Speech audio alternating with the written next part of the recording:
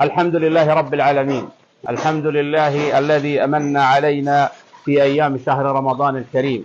أيامه العشر الأواخر، ونحن نقوم بتجهيز وجبات إفطار للصائمين بتبرع كريم من أهلنا في دولة الجزائر الشقيقة، من ولاية تلمسان، هذه الولاية الكبيرة في الجزائر، وكل ولايات الجزائر تقدم لنا الدعم والإسناد لأهلنا في شمال قطاع غزة، هذا الشمال الذي يعاني المجاعة في شهر رمضان،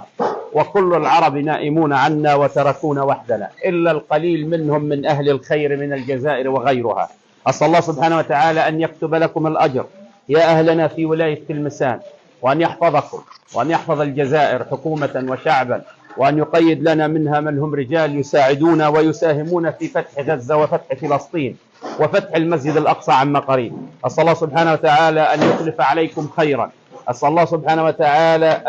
أن يحفظكم بحفظه، وأن يرعاكم برعايته، وأن يكتب لنا ولكم الأجر في هذه الأيام، وأن يتقبل منا ومنكم صالح الأعمال.